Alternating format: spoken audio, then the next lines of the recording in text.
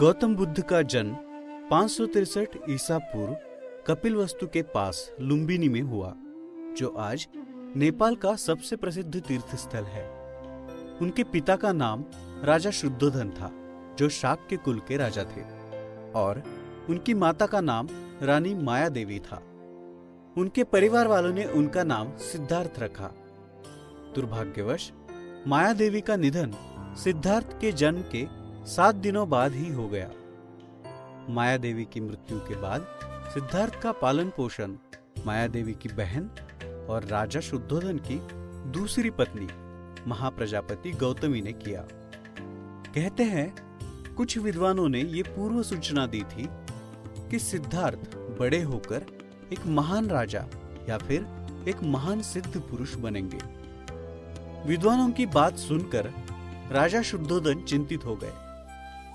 दुनिया के दुखों से बचाने और संत बनने से रोकने के लिए उन्होंने सिद्धार्थ को महल की चौखट कभी पार ही नहीं करने दी और इस बात का ख्याल रखा कि वो कभी बाहरी दुनिया और उनकी पीड़ाओं के समक्ष न जा सके।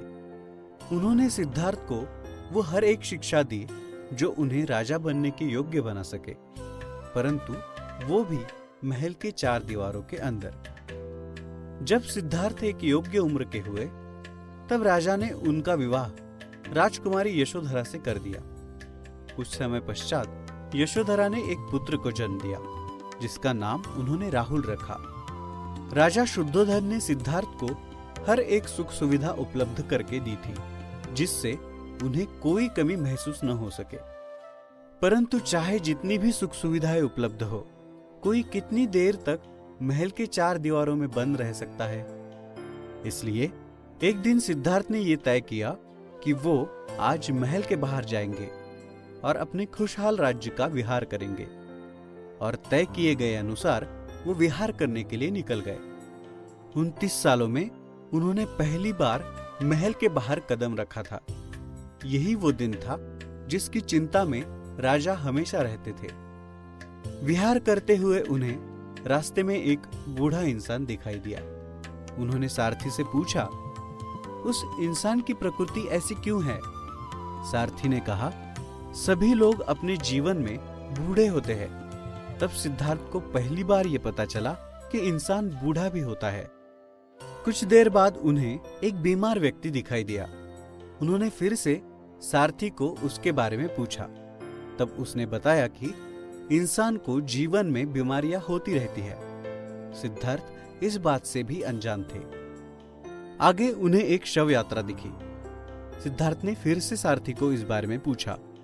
सारथी ने उन्हें बताया कि जो भी इस दुनिया में आता है, उसे एक न एक दिन इस दुनिया को छोड़कर जाना पड़ता है।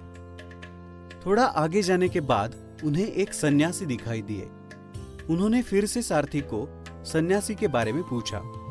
तब सारथी ने उनसे कहा कि ये एक सन्यासी है।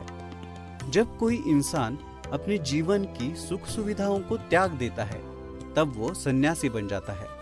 और फिर वही बात हुई जिसका राजा को डर था। सिद्धार्थ जीवन के दुखों से परिचित हो चुके थे। विहार के दौरान देखी हुई बातों ने उन्हें सोचने पर मजबूर कर दिया। वो ये सोचने लगे कि जब इंसान को इस दुनिया में आकर दुख ही सहना है, तो इस वैभव का क्या अर्थ है?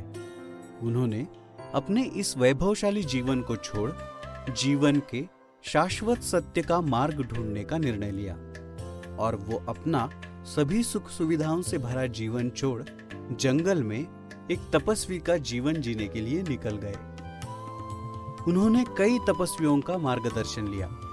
तपस्वियों ने जो जो कहा, सिद्धार्थ ने वो सब किया, परंतु वो जो जानना चाहते थे वो उन्हें नहीं मिल पा रहा था।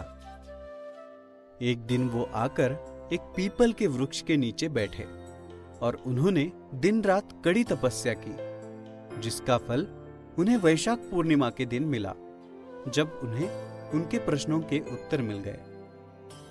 संसार के ज्ञान का बोध होने के बाद सिद्धार्थ गौतम बुद्ध बने, और जिस पीपल के पेड़ के नीचे उन्हें बोध मिला वो बोधि वृक्ष कहलाया गया।